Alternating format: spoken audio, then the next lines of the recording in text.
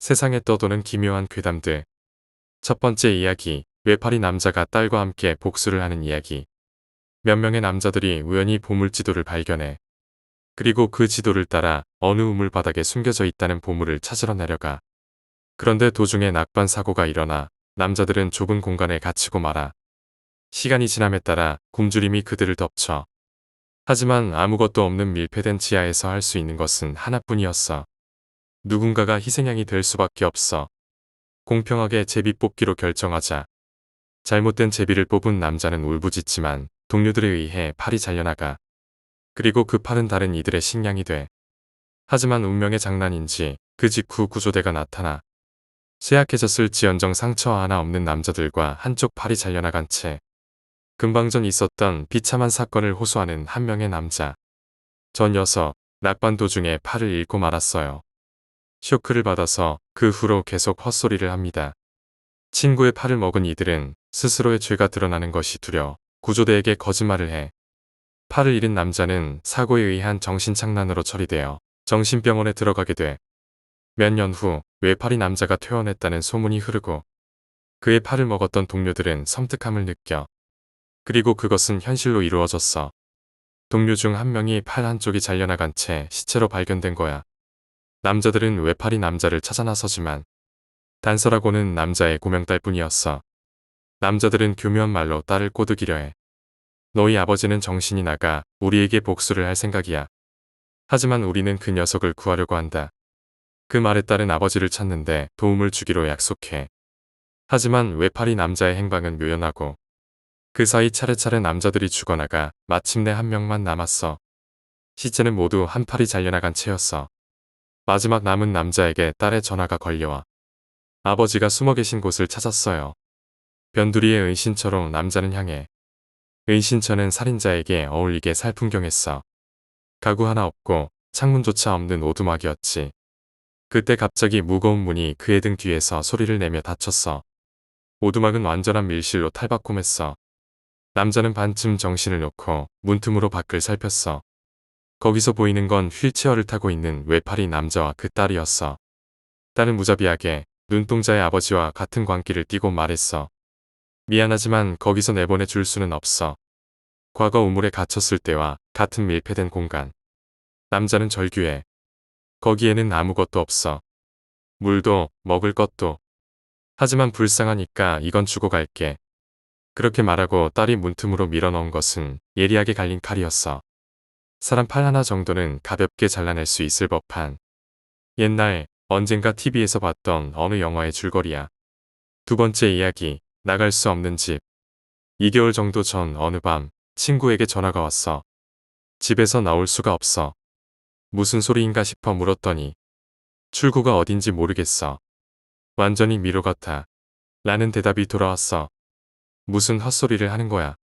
나는 장난치는 것이라 생각해 웃으며 말했어. 하지만 친구는 장난기 하나 없는 진지한 목소리로 계속 부탁을 했어. 어쩔 수 없이 나는 친구가 사는 아파트로 갔어. 아파트 앞에 도착해 초인종을 눌렀지만 아무런 반응이 없었어. 문을 슬쩍 열어보니 잠겨 있지 않아 그대로 열렸기에 나는 고개를 들이밀고 집 안 모습을 살폈어. 집 안도 딱히 이상한 점은 없는 것 같았어. 나왔어. 라고 큰 소리로 친구를 불렀어.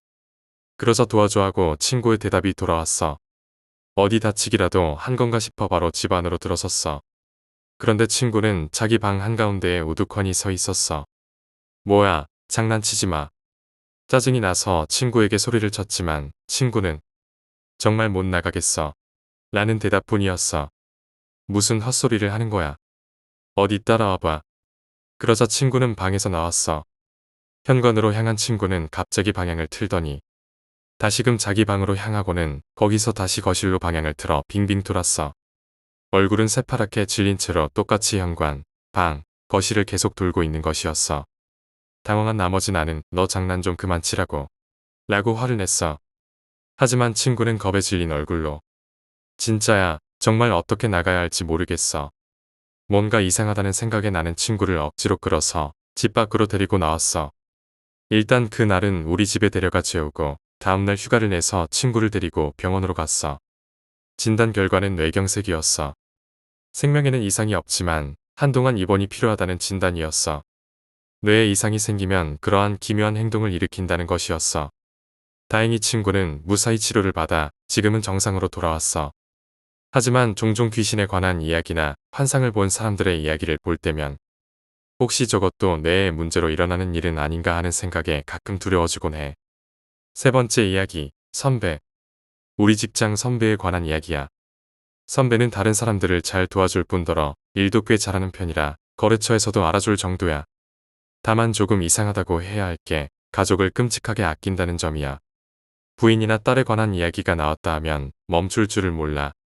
휴일날 아침부터 가족이랑 뭘 하고 보냈다느니 어디에 다녀왔다느니 하는 걸 사진을 들이밀며 자랑하는 거야. 그것뿐이라면 그냥 오지랖 넓은 아버지고 어디에나 있을 법한 팔불출이거니 하고 넘어갈 것이리라. 하지만 문제는 선배의 부인과 딸은 이미 세상을 떠났다는 점이야. 그러나 그것 말고는 별 문제도 없고 좋은 사람이었기에 회사 내에서는 다들 쉬쉬하고 넘어갈 뿐 별다른 언급을 피하고 있었어. 그리고 어느 해 송년회 날이었어. 그 해는 회사 실적이 기록적으로 좋아 송년회도 호화롭게 치러졌어. 선배 역시 평소와는 달리 잔뜩 신이 났고 평소와는 달리 과음하게 되었어. 끝내는 걷기는커녕 의자에 앉아있기도 힘들 정도로 술이 떡이 될 정도였어. 그런 상태니 혼자 집에 돌려보낼 수 있을 이 만무에서 근처 숙소에서 묵고 가라고 권했지만 선배는 집에서 가족이 기다린다며 막무가내로 집에 가겠다는 말뿐이었어. 어쩔 수 없이 사장님 명령으로 나와 다른 동료 한 명이 선배를 집에 데려다 주게 되었어. 동료는 술을 못 마시는 체질이라 입에 술 한 방울 안 댔기에 그가 차를 운전해 선배네 집까지 갔어. 선배는 몸도 못 가눌 정도로 술에 절어있는 와중에도 언제 챙긴 것인지 포장한 음식을 품에 꼭 껴안고 있었어. 선배네 집에 도착했지만 당연히 집에는 불 하나 켜져 있지 않았어. 차를 타고 오는 사이 조금 정신을 차렸는지 선배는 다들 먼저 자나 바라며 해실해실 웃었어. 차라도 한잔하고 가라는 것을 자정도 넘었으니 괜찮다고 애써 마다하고 있을 무렵이었어. 갑자기 집안에서 다다다 하고 누군가 달려오는 소리가 들리고는 철컥하고 현관문이 열렸어. 선배는 그것을 보고 뭐야, 안 자고 기다리고 있었구나. 선물 가져왔어. 라며 미소를 띄웠어. 우리는 칠흑 같은 집 안으로 들어가는 선배에게 멍하니 인사를 하고 후들거리는 다리로 간신히 차에 올라타서 벌벌 떨었어. 선배는 도대체 뭐랑 같이 살고 있는 거야? 지금도 선배는 아무것도 없는 사진을 내밀며 아내와 딸에 관해 한껏 자랑을 늘어놓고네. 네 번째 이야기, 초등학교 때 가족과 함께 외출을 했다가 집에 돌아오는 길이었어. 당시 밤 9시 무렵이었던 것으로 기억해. 우리는 역 플랫폼에서 전철을 기다리고 있었어. 플랫폼에는 우리 가족 말고 여기저기 사람들이 있었어. 그런데 조금 떨어진 곳에 이상한 사람이 있었어. 아이처럼 키는 작은데 얼굴은 완전히 할아버지인 사람이 플랫폼에 주저앉아 있었어. 왠지 신경이 쓰여 슬쩍슬쩍 바라보고 있을 무렵이었어. 갑자기 그 사람은 손을 앞으로 쫙 펴더니 꼼지락거리면서 끈을 당기는 것 같은 동작을 하기 시작했어. 그리고 그것을 몇 번이고 계속 반복하는 것이었어. 이상하다 싶어 나는 보이지 않는 끈이 있을 법한 곳을 바라봤어. 선로 너머에는 반대쪽 플랫폼에 한 여자가 서 있었어. 그런데 여자는 할아버지가 끈을 잡아당길 때마다 몸이 흔들흔들 조금씩 앞으로 끌려오고 있었어. 그리고 그 여자가 서 있던 플랫폼에 전철이 들어오기 시작했어. 그 순간 할아버지는 세차게 끈을 당겼고 여자는 그대로 플랫폼을 향해 돌진했어. 나는 깜짝 놀라 비명을 질렀어. 주변 사람들은 놀라서 일제히 나를 봤어. 그리고 다음 순간 반대쪽 플랫폼에서 수많은 비명이 울려 퍼졌어. 아버지가 상태를 보러 반대쪽에 다녀와서 해준 말은 이랬어. 웬 여자가 전철에 부딪혀서 다쳤나 봐. 피가 꽤 나기는 해도 의식도 있고 아마 생명에는 지장이 없을 것 같더라. 정신을 차리고 보니 이미 할아버지의 모습은 사라진 후였어. 다른 사람들은 아마 그 할아버지를 보지 못했던 것 같아. 그 이후로 나는 전철을 탈 때마다 플랫폼 어딘가에 혹시 할아버지가 있지는 않는지 찾고 해. 그리고 만약 반대편 플랫폼에 할아버지가 끈을 잡고 나를 바라보고 있으면 어떻게 해야 할지 가끔씩 두려워지는 거야. 다섯 번째 이야기, 도쿄의 상공. 할아버지가 태평양 전쟁 당시 겪은 일이라고 해. 현재 할아버지는 95세로 노인보호기관에 들어가 계셔. 이 이야기를 해주실 무렵에는 이미 치매기가 조금씩 오고 있었으니 진위 여부는 나도 몰라. 할아버지는 당시 해군 항공대에 소속되어 야간 공격대에서 전투기 조종사로 참전했다고 해. 야간에 공습을 하러 날아오는 B-29 폭격기를 요격하는 게 주 임무였다고 해. 쇼와 19년 말부터는 수도권에도 폭격이 빈발했어. 그리고 종전을 맞게 되는 쇼와 20년 3월 10일 일어난 것이 바로 도쿄 대공습이었어. 전날 밤 23시 무렵에 공습경보가 발령되었지만 어째서인지 곧 해제되어 할아버지는 마음을 놓고 있었다고 해. 하지만 날이 바뀌고 얼마 지나지 않은 0시 30분 무렵 다시금 공습경보가 발령되고 출격 명령이 떨어졌어. 할아버지는 다른 동료 2명과 함께 비행기에 올라타고 출격했어. 고도를 높여 도쿄 방면으로 기수를 향했어. 아래로 보이는 도쿄는 이미 불바다에 휩싸여 있었어. 하늘은 불길로 인해 새빨갛게 물들고 연기는 몇천 미터 위 상공까지 퍼져 있었어. 열기 때문에 일어나는 상승기류가 격렬해서 수도권 상공을 비행하는 게 곤란할 정도였어. 하지만 할아버지는 필사적으로 조종해온 신경을 집중해서 서쪽으로 기수를 돌렸어. 그때였어. 동료 중 레이더 탐지를 맡았던 이가 레이더에 뭔가 잡혔어 라고 입을 열었어. 레이더 신호를 따라가니 수도권을 이탈해 도쿄만 상공으로 나왔어. 잠시 후 꽤 낮은 고도에서 기관총 예광탄이 빛나는 게 보였어. 아무래도 전투 중인 듯 했지만 주변의 비행기라고는 그 한 대뿐이었어. 할아버지는 아군인지 확인할 의도로 그 비행기를 향해 다가갔어. 만약 적기일 경우 너무 가까워지면 선제 공격을 당할 수도 있으니 적절한 거리를 유지하면서 그러던 도중 할아버지는 이상한 점을 깨닫고 말았다고 해. 아래에 있는 비행기는 틀림없이 B-29였어. 4개의 엔진 중 3개가 검은 연기를 뿜어내고 있었어. 완전히 만신창이가 된 채였어. 하지만 이상한 건 그게 아니었어. 그 B-29는 기체 중앙에서 기관총으로 상공으로 공격을 퍼붓고 있었던 거야. 아무리 봐도 주변에 다른 비행기는 없었어. 그뿐 아니라 B-29는 기체 중앙에 기관총 포탑 같은 게 설치되어 있는 비행기도 아니었어. 할아버지는 조금 더 가까이 다가갔어. 그리고 그것을 보고야 말았다고 해. B-29는 기체 중앙부에 심각한 손상을 입어 천장이 다 벗겨져 하니 훤히 들여다 보였어. 아무래도 전면 포탑에서 떼어낸 것 같은 기관총을 들고 기내에서 미군 병사가 무언가를 향해 난사하고 있었어. 그리고 그 총구 방향에는 믿을 수 없는 것이 보였어. 몸은 인간과 비슷하지만 비쩍 마르고 온 몸에 털 한 끗조차 보이지 않았어. 피부는 거무스름하고 얼굴은 사람인지 짐승인지도 알 수 없었어. 그것의 귀는 삐죽하고 등에는 날개가 솟아 마치 박쥐, 아니 악마의 형상이었어. 하지만 그보다 놀라운 것은 그 크기였어. 눈대중으로 보아 5m는 될 키에 날개를 펼치자 그 폭이 20m는 좋게 되어 보였던 거야. 그 녀석은 한 손에 목이 없는 미군 병사의 시체를 든 채 한 손으로는 비행기에 매달려 기관총을 든 병사를 잡아채려 하고 있었어. 할아버지는 곧바로 동료들에게 의견을 구했지만 한 명은 위치 때문에 목격이 불가능했고 다른 한 명은 할아버지와 마찬가지로 충격에서 헤어나질 못하고 있었어. 할아버지는 공격할까 싶기도 했지만 더 관여했다가는 자신도 위험해질 것 같다는 생각에 도망쳤다고 해. 점점 멀어지는 B-29는 점차 고도가 떨어져 갔어. 하지만 병사는 전투를 포기하지 않은 듯 예광탄의 궤적은 밤하늘에 퍼져갔어.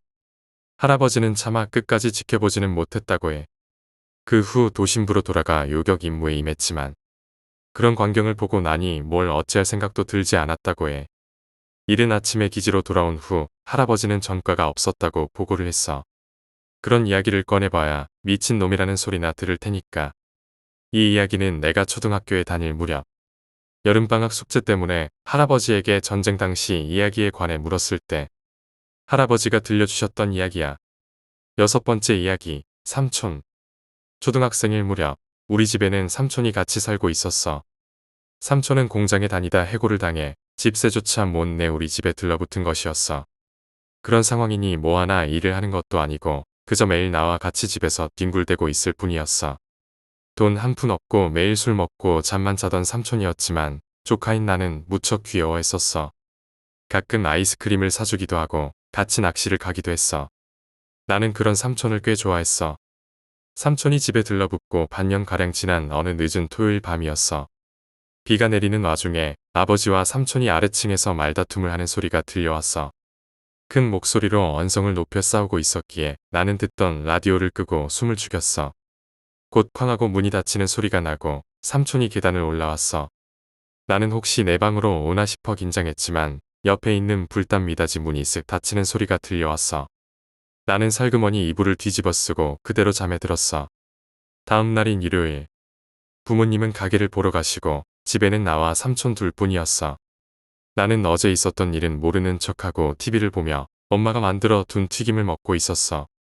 그러다 위층에서 불단 문이 열리는 소리가 나고 곧이어 삼촌이 계단을 내려왔어. 나는 조금 긴장한 채 삼촌, 안녕 이라고 말했어. 삼촌은 뭐야? 그거 맛있어 보이네. 라며 말하고는 같이 튀김을 먹기 시작했어. 이거 다 먹으면 같이 낚시하러 갈래? 삼촌은 튀김을 먹으며 내게 물었어. 나는 어린 마음에도 삼촌을 위로해줘야겠다는 생각에 응이라고 크게 대답했어. 우리는 튀김을 다 먹고 낚싯대와 낚싯도구를 챙겨 물통에 넣었어. 그리고 평소 낚시를 하던 근처 폭포 쪽으로 향했어. 폭포는 전날 내린 비로 수위가 높아져 탁한 황토물이 사납게 소용돌이치고 있었어. 별로 안 잡힐 것 같은데? 라고 내가 말하자 삼촌도 어떠려나? 일단 좀 해볼까? 라고 대답했어. 이런 때 오히려 잘 잡히는 것도 있는 거야. 뱀장어라도 한번 낚아보자. 그리고 삼촌은 폭포를 향해 걷기 시작했어. 나는 굳이 이렇게 안쪽까지 가야 하나 싶으면서도 삼촌의 뒤를 재빨리 쫓아갔어. 여기면 되려나? 삼촌은 폭포암 높은 바위 곁에서 멈췄어. 치토무, 여기서 낚시하자. 한번 올라와봐. 삼촌은 나를 들어 올렸어. 내가 바위 위에 올라서자 삼촌은 물 상태가 좀 어때 잡힐 것 같니? 라고 물었어. 나는 탕류가 소용돌이치는 수면을 내려다보며 물고기 그림자를 살폈어. 생선 같은 건 하나도 안 보이는데. 나는 잠시 수면을 내려보다가 문득 삼촌이 대답을 하지 않는다는 것을 깨닫고 뒤를 돌아보았어. 그런데 분명히 바위 아래에 있던 삼촌은 어느새 내 등 바로 뒤에 서 있었어. 그리고 마치 나를 밀어 떨어뜨리려던 것처럼 양손을 가슴 부근까지 올린 채였어. 그런 삼촌의 모습을 보고 나는 돌처럼 굳었어. 삼촌은 무표정하고 힘이 없는 눈을 하고 있었어. 나는 아무 말도 못하고 그저 삼촌의 눈을 바라볼 수밖에 없었어. 울려 퍼지는 것은 매미 울음소리뿐. 시간이 그대로 멈췄어. 땀이 뺨을 타고 흐르고 움직이지 못하는 와중에 그저 심장 고동 소리만이 울려 퍼졌어. 삼촌도 손을 내리지 못한 채 그저 무기력한 눈으로 나를 바라보고 있었어. 서로 얼마나 바라보고 있었던 것일까. 갑자기 삼촌 뒤쪽 숲풀에서 바스락바스락하고 소리가 났어. 나도 삼촌도 깜짝 놀라 숲풀로 눈을 돌렸어. 아저씨 같은 사람이 우리가 있는지 알아차리지도 못하고 그대로 지나쳐갔어. 오늘은 잡힐 것 같지 않네. 나 먼저 돌아갈게. 라고 말하고 삼촌을 지나쳤어. 폭포에서 조금 멀어진 후 나는 쏜살같이 온 힘을 다해 도망쳤어. 뒤를 보면 그 눈을 한 삼촌이 등 뒤에 있을 것만 같아서 앞만 보고 미친 듯이 달렸어. 어느 정도 달려왔을 무렵 나는 엉엉 울고 있다는 걸 깨달았어. 나는 집에 들르지 않고 곧장 부모님이 있던 가게로 향했어. 당시 부모님은 식당을 운영하고 있었기에 나는 거기서 가게가 문을 닫을 때까지 부모님과 같이 있었어. 삼촌은 그날 집에 돌아오지 않았어.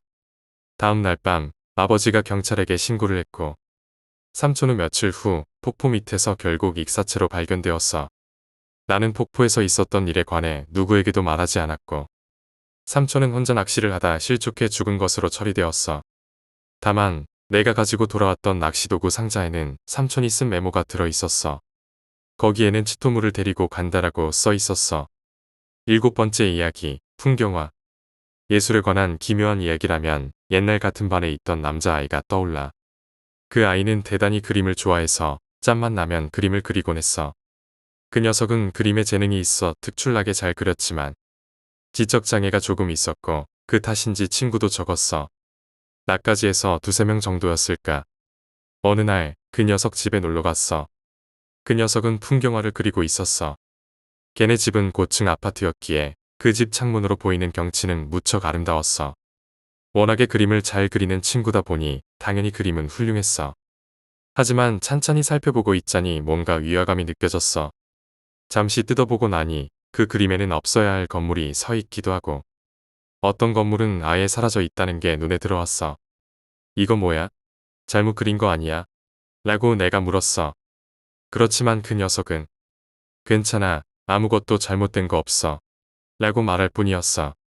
나도 별로 신경 쓰지 않고 그저 녀석이 상상해서 그린 그림일 거라는 생각만 했을 뿐이야. 대학에 진학하게 되면서 그 녀석과도 연락이 소원해지게 되었어. 얼마 전 오랜만에 고향에 내려간 김에 그 녀석 집 근처에 가보니 이사를 했는지 낯선 사람이 살고 있을 뿐이었어. 어쩔 수 없이 실망한 채 집에 돌아가려고 계단을 내려오던 도중이었어. 문득 창밖의 경치를 보고 나는 경악했어. 어린 시절 그 녀석이 그렸던 그림 그대로 마을 풍경이 변해 있었던 거야. 종종 만화나 영화를 보면 지적장애를 가진 대신 초능력을 얻은 이들이 나오곤 해. 나는 그런 것들을 볼 때마다 그 녀석도 그런 능력이 있었던 걸까 하고 생각하곤 해. 8번째 이야기, 침묵의 도시. 과거 어떤 도시가 있었어. 그 도시는 평화롭고 번영을 누리던 곳이었지. 사람들은 따뜻한 햇살 아래에서 일하고 집으로 돌아가 가족들과 저녁을 즐기며 하루를 마무리했어. 그 도시는 평범한 것 같았지만 뭔가 특별한 점이 있었어. 바로 도시 전체에 걸쳐 들려오는 미묘한 소리였지. 이 소리는 마치 바람이 숲 사이를 지나갈 때 나는 속삭임 같기도 하고 멀리서 들려오는 물소리 같기도 했어. 이 소리는 시원하고 부드럽게 들려와 사람들에게 위안을 주곤 했어. 도시 사람들은 이 소리를 신의 속삭임이라 불렀고 이 소리가 그들의 삶의 축복을 가져다 준다고 믿었어. 하지만 이 신비로운 소리에는 한 가지 규칙이 있었어. 그 소리는 언제나 해가 질 때까지 들릴 뿐 해가 진 후에는 완전히 사라졌어. 그래서 사람들은 해가 지기 전까지 모든 일을 마무리하고 밤이 되면 집안에서 조용히 시간을 보내는 것이 관례가 되었지. 어른들은 아이들에게도 밤이 되면 밖에 나가지 말고 집안에서 쉬도록 가르쳤어. 모든 것이 평화로웠고 도시는 이 규칙을 지키며 오랫동안 번영을 누렸어. 하지만 어느 날 도시로 한 여행자가 찾아왔어. 그는 먼 곳에서 온 모험가였고 도시의 전설을 듣고 흥미를 느껴 방문한 것이었지. 그는 도시에 도착하자마자 그곳의 평화로움과 사람들의 따뜻함에 감동을 받았어. 그리고 곧 이 도시의 신의 속삭임에 대해 듣게 되었지. 해가 지면 소리가 사라진다니 그 이유가 뭘까? 여행자는 궁금증에 사로잡혔어. 그는 이 소리에 대해 더 알고 싶었고 해가 진 후에도 그 소리를 듣고 싶었어. 사람들은 그에게 밤이 되면 밖에 나가지 말라고 충고했지만 여행자는 그들의 말을 믿지 않았어. 그는 자신이 밤에 도시를 돌아다니며 소리가 사라지는 이유를 찾아낼 수 있을 거라 생각했지. 그래서 그날 밤 여행자는 사람들이 모두 집으로 돌아가고 거리가 조용해진 후에 몰래 밖으로 나왔어. 도시의 거리는 완전히 적막했어. 신의 속삭임은 들리지 않았고 오직 고요함만이 그의 주변을 감쌌어. 여행자는 이 고요함에 압도되었지만 계속해서 도시를 탐험하기로 마음먹었어. 그가 한참을 걸어다니던 중 갑자기 바람이 불기 시작했어. 그 바람은 차가웠고 마치 무언가가 그를 감싸는 것 같았어. 여행자는 그 순간 자신이 잘못된 결정을 내렸다는 것을 깨달았어. 그 바람은 단순한 바람이 아니었어. 그것은 도시의 오래된 저주였고 도시를 지키기 위해 존재하는 수호자의 경고였지. 바람은 점점 더 거세졌고 여행자는 갑자기 두려움에 사로잡혔어. 그는 도망치려 했지만 그의 발은 마치 땅에 붙은 듯 움직이지 않았어. 그리고 그의 앞에 어두운 그림자가 나타났어. 그 그림자는 사람의 형상을 하고 있었지만 얼굴이 없었어. 그것은 마치 도시의 영혼이 형상화된 것처럼 보였어. 그 그림자는 천천히 여행자에게 다가왔어. 여행자는 공포에 질려 움직일 수 없었어. 그리고 그림자가 그를 감싸 안았을 때 그는 갑자기 아무런 소리도 들을 수 없다는 것을 깨달았어. 모든 것이 침묵 속에 잠겼어. 그의 심장 소리조차 들리지 않았어. 그 침묵은 여행자의 정신을 갉아먹기 시작했어. 그는 점점 더 깊은 공포에 빠져들었고 그의 영혼은 어둠 속으로 끌려들어갔어. 다음 날 아침, 사람들은 여행자가 어디에도 보이지 않는다는 것을 알게 되었어. 그의 짐은 숙소에 그대로 있었고 그가 사라진 흔적은 전혀 남아있지 않았어. 사람들은 그의 실종에 대해 걱정했지만 동시에 그가 밤에 밖에 나가서 벌어진 일이라고 믿었어.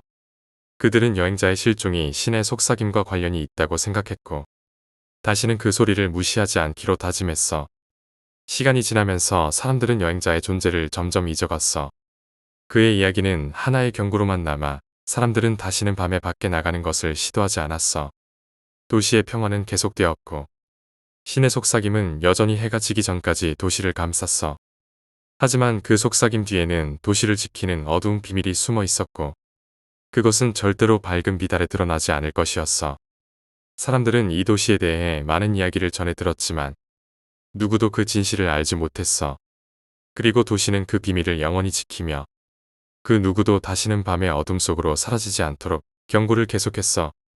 도시의 평화는 다시 찾아왔고 사람들은 다시 일상을 이어갔어. 그러나 그날 밤 이후 도시의 침묵은 더 깊어졌어. 그리고 아무도 그 침묵 속에서 무슨 일이 일어나고 있는지 알 수 없었지. 침묵의 도시는 그렇게 다시 평온함 속에 묻혔고 사람들은 그 도시를 떠올릴 때마다 저도 모르게 몸을 떨었어. 9번째 이야기, 시간의 미로. 옛날 깊은 산속에 작은 마을이 있었어. 그 마을은 외부와 거의 단절된 채로 마치 시간이 멈춘 것처럼 변하지 않는 풍경을 간직하고 있었지. 마을 사람들은 외부 세계와 거의 교류하지 않았고 그저 조용히 자신들만의 삶을 이어갔어. 그들은 농사를 지으며 자급자족했고 외부에서 들어오는 손님은 거의 없었어. 마을 사람들은 마을의 평화를 무엇보다 소중히 여겼고 외부의 영향을 받지 않으려 했어. 하지만 이 마을에는 한 가지 신비로운 이야기가 전해져 내려왔어. 그것은 바로 시간의 미로라는 이야기였어. 이 이야기는 마을의 중심에 있는 오래된 숲과 관련이 있었지. 이 숲은 마을 사람들에게는 신성한 장소로 여겨졌고 그곳에서 함부로 들어가는 것을 금기시했어.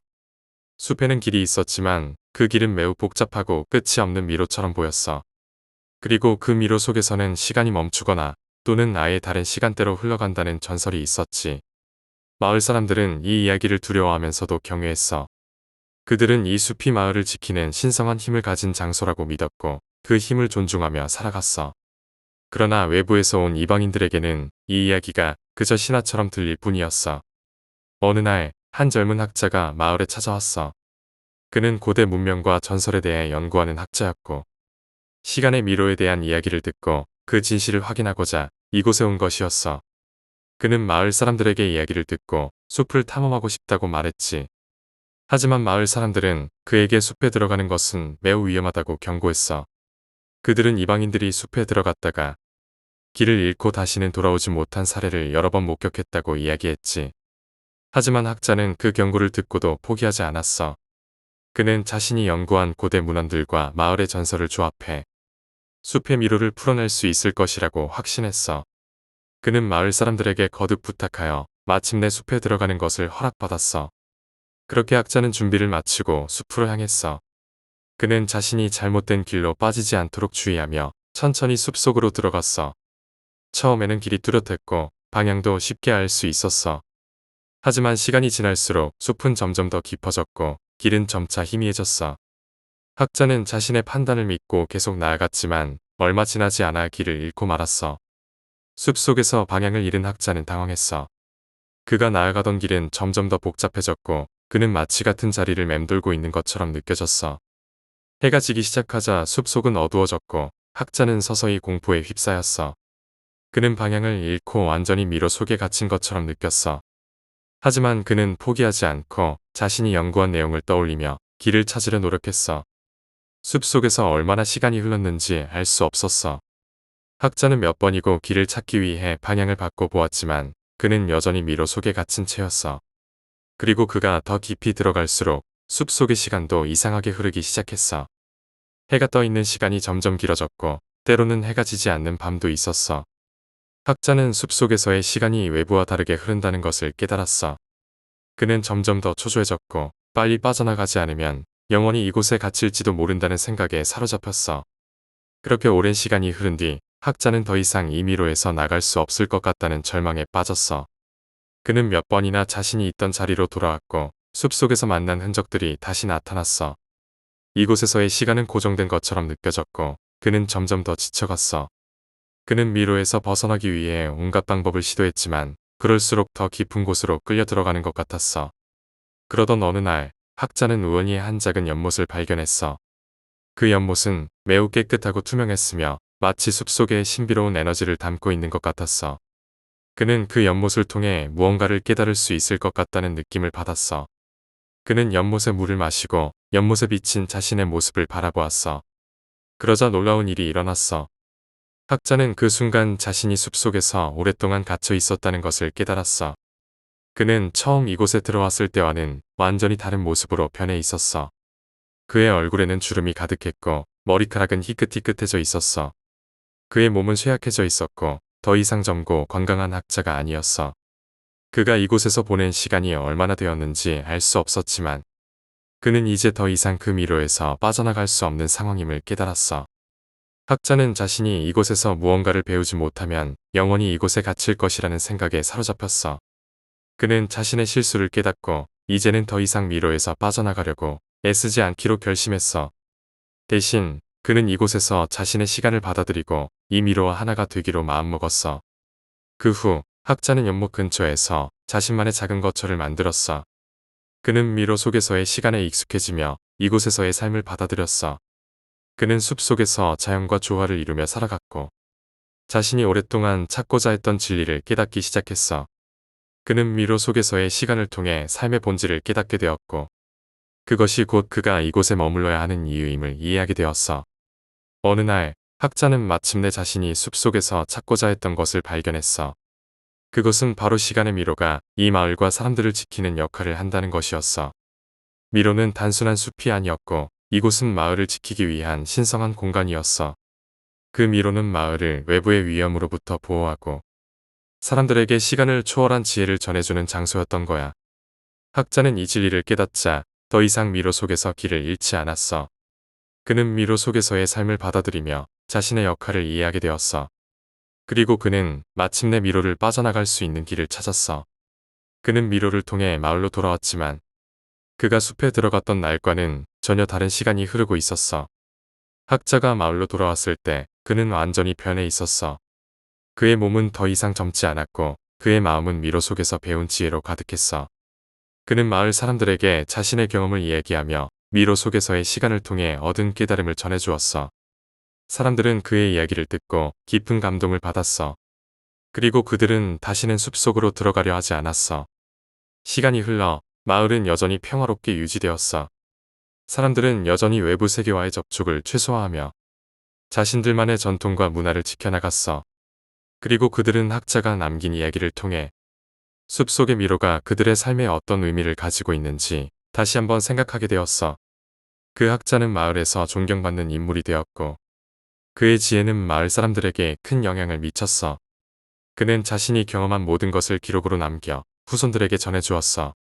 그 기록은 시간의 미로에 대한 진실을 밝히는 중요한 자료로 남게 되었어. 마을은 여전히 그 숲을 신성한 장소로 여겼고 학자의 경험을 통해 배운 지혜를 바탕으로 더 평화로운 삶을 이어갔어. 사람들은 학자의 이야기를 통해 시간의 흐름과 삶의 본질에 대해 깊이 생각하게 되었고 그들의 삶은 더 풍요롭고 의미 있게 변했어. 그리고 숲은 여전히 그 자리에 있었어. 시간이 흘러도 변하지 않는 그 숲은 마을을 지키는 신성한 장소로서 여전히 그 자리를 지키고 있었지. 그리고 그 숲 속에서는 여전히 시간의 미로가 존재하며 마을을 지키고 있었어. 10번째 이야기, 그림자들의 춤. 어느 한적한 마을이 있었어. 그 마을은 산으로 둘러싸여 있었고 오랜 세월 동안 외부와 단절된 채로 살아왔지. 마을 사람들은 대대로 그곳에 살며 평화롭게 지내왔어.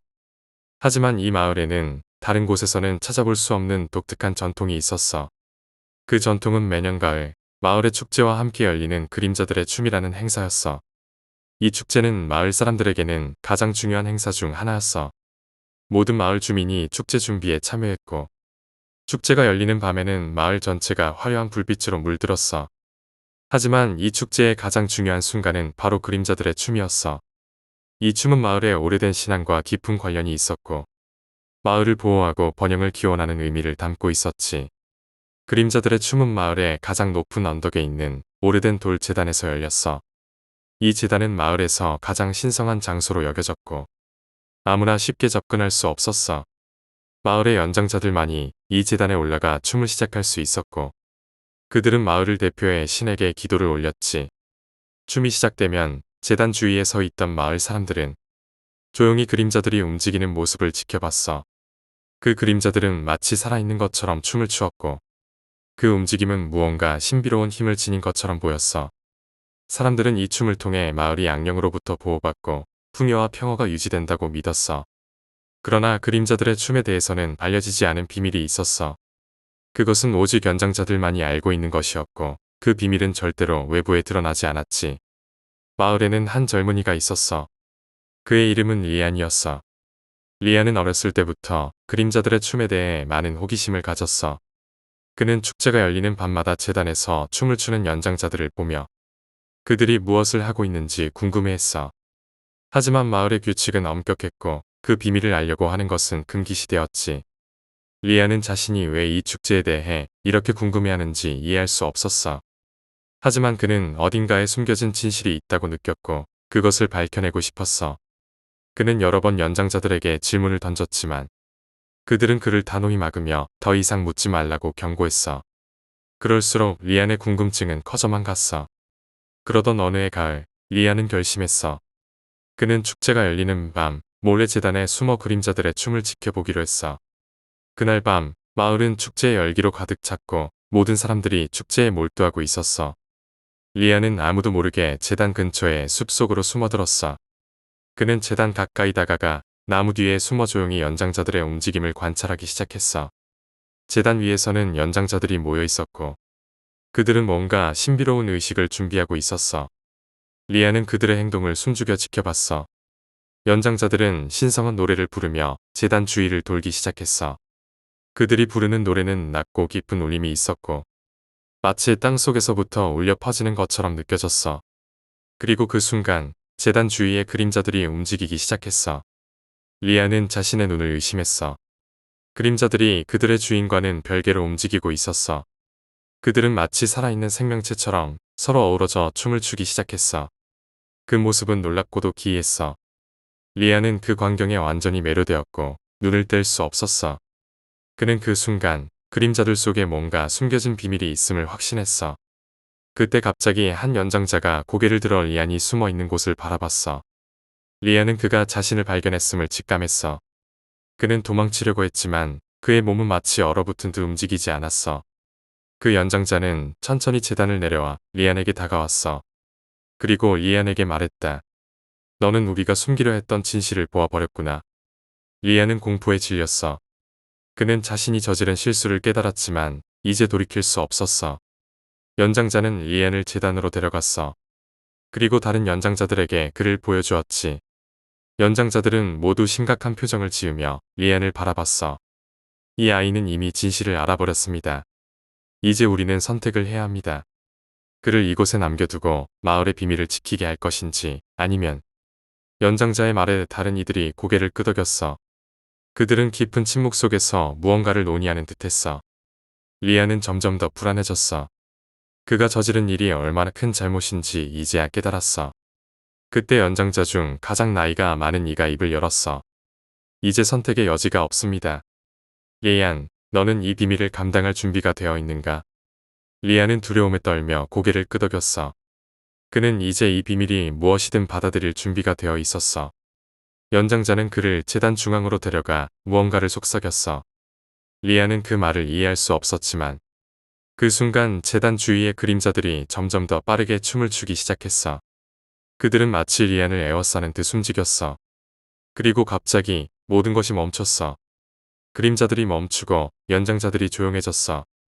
리안은 숨을 죽이며 그들을 지켜봤어. 그리고 그 순간 제단 중앙에서 커다란 그림자가 솟아올랐어. 그 그림자는 다른 그림자들과는 다르게 실체를 가진 듯 보였어. 그것은 마치 한 인물의 형상을 하고 있었지만 그 얼굴은 보이지 않았어. 그 그림자는 천천히 리안에게 다가왔어. 리안은 공포에 사로잡혀 움직일 수 없었어. 그 그림자는 리안의 앞에 서서 그의 얼굴을 자세히 들여다보는 듯했어. 그리고 무언가 중얼거렸어. 리안은 그 소리가 마치 자신의 영혼 깊숙한 곳에서 울리는 것처럼 느껴졌어. 그 순간 리안은 무언가 깨달았어. 그가 보고 있는 이 그림자는 단순한 그림자가 아니었어. 그것은 마을의 영혼, 마을을 지키는 신성한 존재였어. 그리고 이 존재는 오랜 세월 동안 마을을 지키며 그림자들의 춤을 통해 사람들에게 경고하고 있었던 거야. 리아는 이 신성한 존재의 목소리를 들으며 자신이 이곳에서 어떤 역할을 해야 하는지 깨닫기 시작했어. 그는 이 마을의 비밀을 지키기 위해 이 존재와 하나가 되어야 한다는 것을 알게 되었어. 그리고 그는 그것을 받아들였어. 리아는 그 순간 그 신성한 존재와 하나가 되었어. 그의 영혼은 마을을 지키는 그림자가 되었고 그는 이제 그림자들의 춤을 이끌어가는 존재가 되었어. 마을 사람들은 리안이 사라졌다는 것을 알게 되었지만 그 누구도 그의 행방에 대해 물어보지 않았어. 그들은 그가 마을의 영혼이 되었다는 것을 알았기 때문이야. 그 후로도 마을은 평화롭게 유지되었어.